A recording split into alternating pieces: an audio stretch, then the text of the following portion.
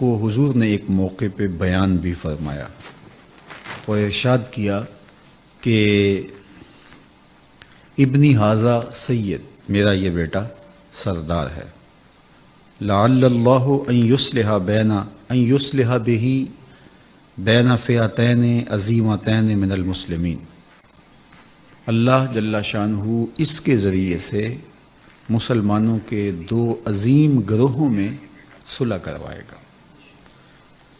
تو حضرت امام حسن رضی اللہ تعالی عنہ کی یہ عظیم المرتبت قربانی کہ انہوں نے تخت و تاج سے دست برداری اختیار کر لی اور مسلمانوں کی دو بڑی جماعتوں کے مابین ٹکراؤ سے اور ایک بہت بڑی قتل و غارت سے امت کو محفوظ رکھا۔ تو اس لیے حضور کی نگاہوں میں یہ سب کچھ تھا، تو فرمایا اس کا نام حرب نہیں ہوگا بلکہ اس کا نام حسن ہوگا۔ اور یہ نام سب سے پہلے حضرت امام حسن کے لیے ہی رکھا گیا۔ اس سے قبل عرب میں یہ لفظ تو موجود تھا لیکن کبھی کسی کا یہ نام نہیں رکھا گیا تھا۔ تو حضرت امام حسن رضی اللہ تعالی عنہ کا یہ شرف کہ انہیں سیدہ فاطمہ سلام اللہ علیہا جیسی ماں نصیب ہوئی، حضرت سیدنا علی المرتضیٰ رضی اللہ تعالی عنہ جیسا باپ نصیب ہوا، اور حضور علیہ الصلاۃ والسلام جیسا نانا نصیب ہوا۔ حضرت سیدنا عمر رضی اللہ تعالی عنہ جو صحابہ کو مال غنیمت سے حصہ دیتے تھے، تو اس میں جو بدری صحابی تھے، مہاجر صحابی تھے، ان کا حصہ زیادہ ہوتا، اور اس طرح جو بعد میں لوگ فتح مکہ کے بعد اسلام لائے تو ان کا حصہ اس حساب سے ہوتا۔ تو امام حسن رضی اللہ تعالیٰ عنہ اور امام حسین رضی اللہ تعالیٰ عنہ کو حضرت عمر رضی اللہ تعالیٰ عنہ 500 درہم دیے۔ 500 درہم جب ان کو دیے تو حضرت عمر رضی اللہ تعالیٰ عنہ کے فرزند نے کہا کہ آپ نے ان دو شہزادوں کو بدری صحابہ کے برابر حصہ مرحمت کیا ہے، جبکہ میں اس وقت کے جب یہ مدینے کی گلیوں میں کھیلتے تھے، راہ خدا میں جہاد کیا کرتا تھا، اور میرا حصہ آپ نے ان کے برابر نہیں رکھا۔ چونکہ حضرت امام حسن رضی اللہ تعالی عنہ نے حضور علیہ السلام کی حیات طیبہ میں 7 سال اور کچھ مہینے پائے ہیں، پھر حضور کا وصال ہو گیا، اور بہت تھوڑا وقت بظاہر آپ کو ملا ہے۔ تو کہا کہ یہ تو اس وقت بچے تھے جب ہم حضور کے ساتھ غزوات میں شریک ہوتے، اور آپ نے ان کا اتنا حصہ رکھا اور ہمیں آپ نے اس جگہ پہ نہیں رکھا۔ تو حضرت عمر رضی اللہ تعالی عنہ نے اپنے بیٹے سے مخاطبت کرتے ہوئے کہا، فاتح ابن کا ابی ہما و امن کا ام ہما، کہا کہ ان کے باپ کی طرح کوئی باپ لا کے دکھا، ان کی ماں جیسی ماں لا کے دکھا، ان کے نانے جیسا نانا لا کے دکھا، ان کی نانی جیسی نانی لا کے دیکھا۔ کہا تم کس طرح اپنے آپ کو ان سے موازنے میں رکھ سکتے ہو؟ تو وہ خاموش ہو گئے۔ تو ان کا یہ شرف کہ حضرت نبی اکرم صلی اللہ علیہ وآلہ وسلم کا فرزند ہونا، حضور نے ابنی کہا، میرا بیٹا، اور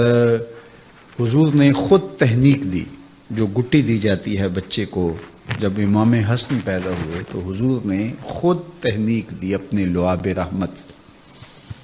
اور پھر ان کے لیے حضور نے عقیقہ بھی خود فرمایا، جانور ذبح کیا۔ ان کے 7ویں دن بال اتروائے گئے اور بالوں کے وزن کے مطابق چاندی صدقہ کی گئی۔ تو فضل و شرف اور عظمت و رفت کا جو مقام حضرت امام حسن اور امام حسین رضی اللہ تعالیٰ عنہ کو میسر آیا، وہ کسی اور کا مقسوم کیسے ہو سکتا ہے؟ اس لیے کہ وہ فرزند رسول ہیں، اور حضور نے ان کو اپنا بیٹا کہہ کے پکارا ہے، اور جس طرح ان کے لاڑ دیکھا کرتے، ان سے محبت کیا کرتے، اور لوگوں کو اس بات کی ترغیب دیتے کہ ان کے ساتھ محبت کرو۔ اللہ کے محبوب علیہ الصلوۃ والسلام نے حضرت امام حسین رضی اللہ تعالیٰ عنہ اور امام حسن رضی اللہ تعالیٰ عنہ کو اپنے مبارک کندھوں پہ اٹھایا ہے، اور سوار کر کے حضور نے ان کو تکریم دی، ان کے ساتھ شفقت فرمائی۔ امام حسن رضی اللہ تعالیٰ عنہ کے بارے میں آتا ہے کہ وہ حضور علیہ الصلوۃ والسلام کی شبیہ تھے۔ کوئی شخص حضور علیہ الصلوۃ والسلام کی شبیہ حضرت امام حسن کی طرح نہیں تھا۔ اللہ نے ان کو یہ اعزاز دیا۔ امام بخاری نے حضرت انس بن مالک رضی اللہ تعالیٰ عنہ سے اس حدیث کو روایت کیا ہے کہ لم یکن احد اشبہ بن نبی صلی اللہ علیہ وسلم من الحسن بن علی، حضرت حسن بن علی سے زیادہ حضور کے مشابہ کوئی نہیں تھا، شکل و صورت میں، عادات میں، اعتبار میں، طرز زندگی میں، عبادات و ریاضات میں حضرت امام حسین کی شان نرالی تھی، اور امام حسن کا درجہ بہت اونچا اور بہت بلند اور بہت بالا تھا۔ تو اللہ نے ان کو یہ اعزاز اور یہ شان حضور علیہ السلام کے صدقے سے عطا کی تھی، اور اللہ کے محبوب علیہ السلام نے اللہ کی بارگاہ میں دعا مانگی، جس کو امام بخاری نے بھی، امام مسلم نے بھی اپنی اپنی اسناد کے ساتھ روایت کیا ہے۔ حضرت سیدنا ابو ہریرہ رضی اللہ تعالیٰ عنہ کی مرویات سے ہے کہ آقا کریم نے دعا مانگتے ہوئے بارگاہ ازدی میں عرض کیا، اللہم انی احبہ، اے اللہ میں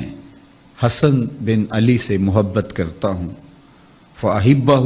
واحبب من یحبہ، اور اے اللہ تو بھی حسن بن علی سے محبت کر، اور جو حسن بن علی سے محبت کرے اللہ اس کو محبوب بنا دے، لوگوں کے دل میں اس کی جگہ پیدا ہو جاتی ہے جو حضرت امام حسن رضی اللہ تعالیٰ عنہ سے محبت کرتا ہے۔ تو یہ اعزاز اور یہ تکریم اور یہ شان و شوکت اور یہ رفعت کہ حضور ان کی محبت کی دعا مانگے اور اللہ سے عرض گزار ہوں کہ مالک ان سے تو بھی پیار کر، اور جو ان سے محبت کرے میرے مالک تو اس سے بھی پیار کر، تو گویا حضرت امام حسن رضی اللہ تعالی عنہ سے جو پیار کرتا ہے وہ حضور کا بھی محبوب ہوتا ہے اور میرے رب کا بھی محبوب ہوتا ہے، اور محبوب الخلائق بھی ہو جاتا ہے، تمام مخلوقات بھی اس سے پیار کرنے لگ جاتی ہیں۔ اور ان سے پیار کیوں نہ کیا جائے جب ان کی نسبتیں اتنی اونچی ہیں، اور انہوں نے اس امت کو اتنا بڑا انعام دیا۔ جب یہ لشکر آمنے سامنے ہوئے، حضرت امیر معاویہ رضی اللہ تعالیٰ عنہ اور حضرت امام حسن رضی اللہ تعالیٰ عنہ دونوں کے لشکر آمنے سامنے ہوئے، تو جو موقع کے عینی شاہد ہیں وہ بتاتے ہیں کہ وہ پہاڑوں کی صورت کے اندر لشکر تھے، اور اگر یہ لشکر ٹکرا جاتے تو کیا ہوتا، لیکن حضرت امام حسن رضی اللہ تعالیٰ عنہ نے اس موقع پر صلح فرما کے اس امت پر بہت بڑا احسان کیا، دست بردار ہو گئے۔ تخت و تاج کو چھوڑنا اور سلطنت پر آپ موجود تھے، خلافت راشدہ حضور نے فرمایا تھا کہ 30 سال ہوگی، اور 30 سال مکمل نہیں ہوتے اگر 6 ماہ حضرت امام حسن کے شامل نہ کیے جائیں، تو گویا یہ 5ویں خلیفہ راشد ہیں، اور ان کی خلافت کے بغیر خلافت راشدہ کی تکمیل نہیں ہوتی۔ تو آپ نے خلافت سے دستبرداری اختیار کر لی، صرف امت کو بچانے کے لیے، امت کو قتل و غارت سے محفوظ رکھنے کے لیے، اور اس کا صلہ حضرت امام حسن رضی اللہ تعالیٰ عنہ کو کیا دیا جائے گا؟ ایک تو اللہ کے محبوب علیہ الصلوۃ والسلام نے اعزاز دیا، ابنی ھذا سید، یہ میرا بیٹا سردار ہے، اللہ اس کی وجہ سے مسلمانوں کے 2 بڑے گروہوں کو صلح کی طرف لے آئے گا، اور یہ سبب بنیں گے مسلمانوں کی صلح کا۔ اور دوسری بات یہ کہ حضرت امام مہدی جب قرب قیامت میں تشریف لائیں گے تو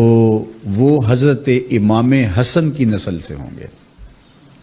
اور آپ جانتے ہیں کہ حضرت امام مہدی کی خلافت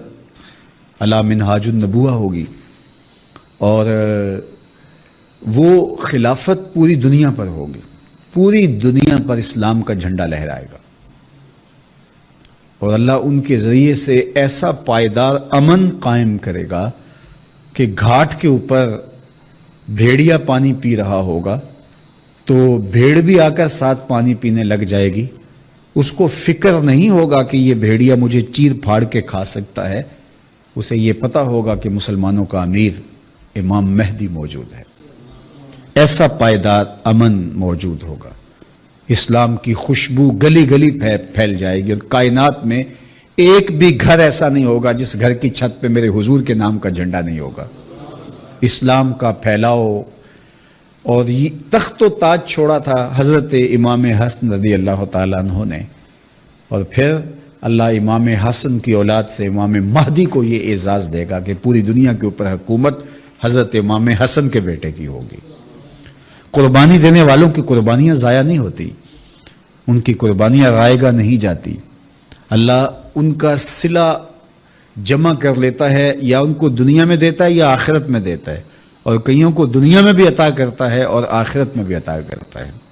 نسلوں کے اندر اچھوں کی اچھائی کی برکات پیدا ہوتی ہے۔ تو حضرت امام حسن رضی اللہ تعالی عنہ کی اس قربانی کو، جو تخت و تاج کی قربانی تھی،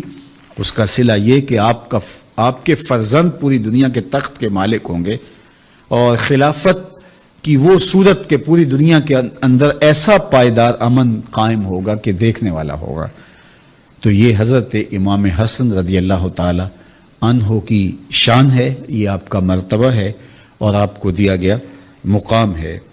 حضرت امام حسن رضی اللہ تعالی عنہ حضور علیہ الصلوۃ والسلام کی مشابہت رکھتے تھے، میں نے عرض کیا، عصر کی نماز پڑھنے کے بعد حضرت سیدنا صدیق اکبر رضی اللہ تعالی عنہ مسجد سے نکلے تو آگے امام حسن کھیل رہے تھے، تو حضرت ابو بکر صدیق رضی اللہ تعالی عنہ نے ان کو اپنے کندھوں پہ اٹھا لیا اور کہا کہ تو علی کے مشابہ نہیں ہے، تو نبی کے مشابہ ہے، اور حضرت علی رضی اللہ تعالیٰ عنہ مسکرا رہے تھے۔ تو یہاں سے یہ بات بھی سمجھ میں آئی کہ اہل بیت کا اور صحابہ کا کتنا گہرا ربط اور تعلق اور محبت کا رشتہ تھا۔ اقبال نے کہا تھا، اے کہ نہ شناسی خفیرہ از جلی ہوشیار باش، اے گرفتار ابو بکر ولی ہوشیار باش۔ یہ تیرے خلاف سازش ہے کہ تجھے تاریخ کی لولی لنگڑی روایات کا سہارا لے کر کے یہ بتلایا گیا ہے کہ یہ آپس میں ٹکراتے رہے ہیں اور یہ آپس میں لڑتے رہے ہیں۔ صحابہ کا اور اہل بیت کا محبت کا، الفت کا ربط و رشتہ تھا، اور خلفائے راشدین کے حوالے سے ابھی حضرت عمر کا واقعہ آپ کے سامنے میں نے رکھا، اور یہ سیدنا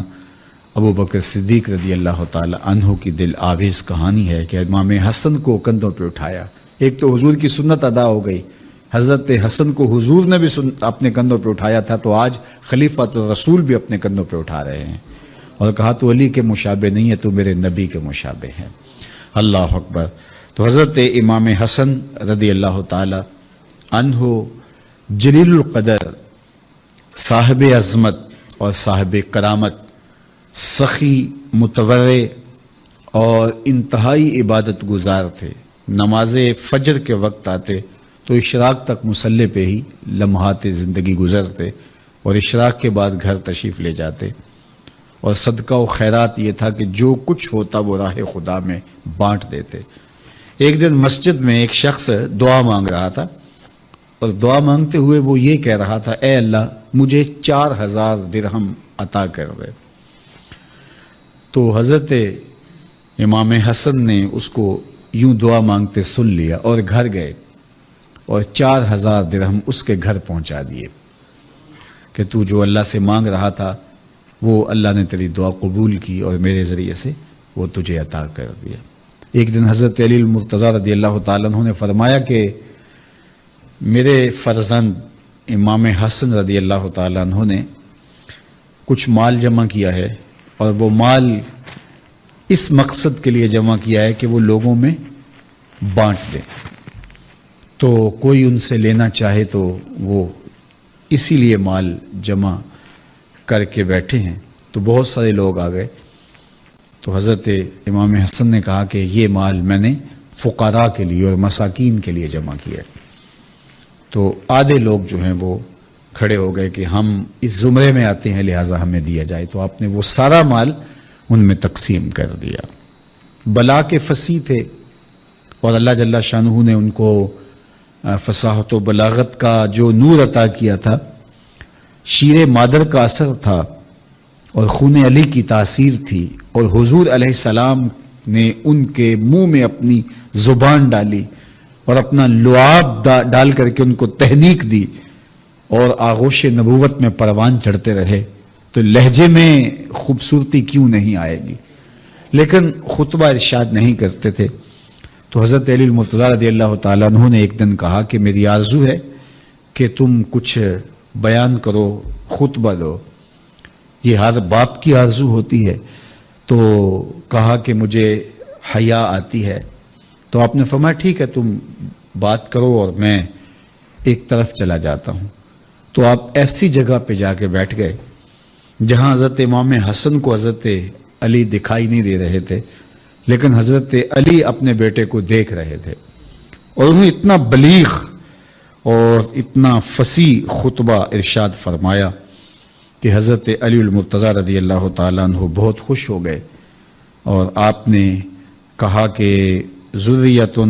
بعدھا من بعد واللہ سمیع علیم۔ تو یہ کلمات کتاب رحمت قرآن مجید سے پڑھ کے تو آپ نے بہت زیادہ خوشی کا اظہار کیا۔ میرے اور آپ کے آقا و مولا نے حضرت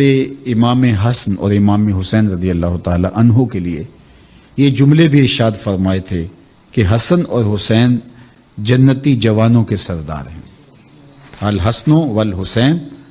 سیدہ شباب اہل الجنہ، یہ جنتی جوانوں کے سردار ہیں۔ اور ایک دفعہ حضرت ابن عمر کے پاس اہل عراق آئے تو کہا کہ ہم کوئی مسئلہ پوچھنا چاہتے ہیں۔ تو آپ نے فرمایا کہ بتاؤ کیا مسئلہ پوچھنا چاہتے ہو؟ تو انہوں نے کہا کہ مچھر کا خون لگ جائے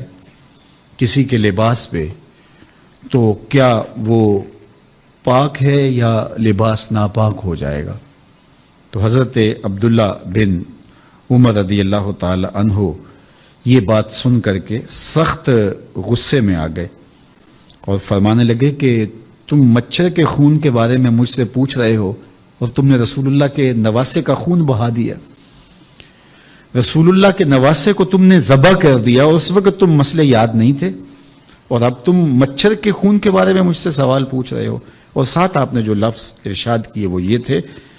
کہ فرمانے لگے کہ وقد قتلوا ابن رسول اللہ صلی اللہ علیہ وسلم، انہوں نے رسول اللہ صلی اللہ علیہ وسلم کے فرزند کو قتل کیا اور مجھ سے مسائل پوچھ رہے ہیں مچھر کے خون کے بارے میں، اور ان میں سے ایک فرزند کو شہید کیا کہ جن کے بارے میں نے یہ سنا، وسمعت رسول اللہ صلی اللہ علیہ وسلم یقول، حضور کو میں نے یہ فرماتے ہوئے سنا، ان الحسن والحسین ہما ریحانتا یا من الدنیا، حسن حسین دنیا پر میرے دو پھول ہیں جن کو حضور علیہ السلام پھول قرار دیتے ہیں، تو ان کو تم نے مسل دیا اور ان کا تم نے کربلا میں خون بہایا، اور اب مجھ سے پوچھنے آتے ہو کہ کیا یہ درست ہے یا کہ نہیں درست۔ حضرت امام حسن رضی اللہ تعالیٰ عنہ 7 سال اور کچھ ماہ حضور علیہ السلام کی صحبت میں وقت گزارا ہے، اور حضور سے کچھ چیزیں انہوں نے سنی بھی ہیں، ان میں سے 13 احادیث انہوں نے روایت کی۔ ان میں سے وہ معروف روایت کہ حضور نے ارشاد فرمایا دا ما یریبو کا الا ما لا یریبو کا، کہ جو تجھے شک میں ڈالے اس کو ترک کر دے، اور اس کو اختیار کر جو تجھے شک میں مبتلا نہ کرے۔ حضرت امام حسن فرماتے ہیں کہ یہ بات میں نے حضور سے حفظ کی تھی، حضور سے میں نے یاد کی تھی، تو آقا کریم نے اچھی طرح سے اصول دین راسخ کر دیا ان کے طبائع میں، اور عملی تربیت بھی کی۔ ایک دفعہ کھجوریں پڑی ہوئی تھیں اور صدقے کی کھجوریں تھیں، حضرت امام حسن بچے تھے، گھر سے نکلے، چونکہ ان کے گھر کا دروازہ مسجد نبوی کے اندر کھلتا تھا۔ کتنے خوش نصیب لوگ ہیں کہ ان کے گھر کا دروازہ مسجد نبوی کے اندر کھلتا تھا، گھر سے باہر نکلتے تو مسجد نبوی کا صحن میسر آتا۔ اللہ اکبر۔ تو کھجوریں پڑی تھیں تو ایک کھجور اٹھائی اور اس کو جلدی سے منہ میں ڈال لیا، تو آقا کریم نے دیکھا تو حضور تیزی کے ساتھ آگے بڑھے اور کاخ کاخ کہہ کے حضور نے روکا اور انگلی ڈال کر کے کھجور ان کے منہ سے نکال دی اور فرمایا ہمارے اوپر صدقہ جائز نہیں ہے، ہمارے اوپر حرام ہے صدقہ۔ تو حالانکہ جو کھجور کھا چکے تھے اس کی جگہ کوئی اور کھجور رکھ دی جاتی یا اس کی قیمت ادا کر دی جاتی، لیکن حضور نے ایسا نہیں کیا، وہ کھجور حلق سے باہر کھینچ کے نکال دی۔ حضور گوارا ہی نہیں کرتے تھے کہ ان کے پیٹ میں ایسا لقمہ جائے جو ہمارے اوپر جائز نہیں ہے۔ تو جب اس قدر غذا خالص ہو کہ وہ لقمہ پیٹ کے اندر جانے نہیں دیا جاتا اور شیر بطول سے تربیت پاتے ہیں اور حجرائے رسول کے آس پاس زندگی گزرتی ہے، کبھی حجرے کے اندر ہوتے ہیں، کبھی حجرے سے باہر ہوتے ہیں، اور سیدہ فاطمہ تو زہرا رضی اللہ تعالی عنہا تربیت کرتی ہیں،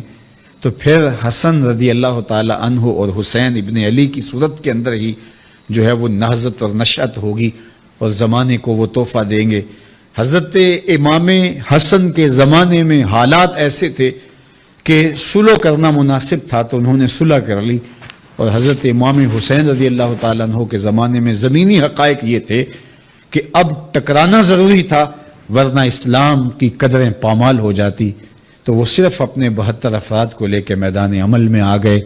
تو ان دو شہزادوں نے دین کو بچایا اور دین کی حفاظت کی، ایک نے صلح کر کے دین کی حفاظت کی اور ایک نے جبر کے سامنے پوری قوت کے ساتھ کھڑے ہو کر کے دین کی حفاظت کی۔ حضرت امام حسن رضی اللہ تعالیٰ عنہ نے زندگی کی بہاریں گزارنے کے بعد جب یہ محسوس کر لیا کہ اب میں اس دنیا سے رخصت ہونے والا ہوں، تو حضرت ام المومنین عائشہ رضی اللہ تعالی عنہا کی طرف پیغام بھیجا، کہا کہ اگر آپ مجھے اجازت دیں تو انتقال کے بعد حضور کے حجرے میں جہاں حضور دفن ہیں، جہاں ابو بکر و عمر رضی اللہ تعالیٰ عنہما دفن ہیں، وہاں میری بھی تدفین کر دی جائے، کیونکہ یہ جگہ حضرت عائشہ رضی اللہ تعالیٰ عنہ کی تھی۔ تو آپ نے کہا کہ یہ میرے لیے تو خوشی کی بات ہوگی، آپ ابن رسول ہیں، تو انہوں نے اجازت دے دی۔ پھر اپنے بھائی حضرت امام حسین رضی اللہ تعالیٰ عنہ کو بلایا اور کہا کہ میں نے ام المومنین حضرت عائشہ سے پوچھا ہے،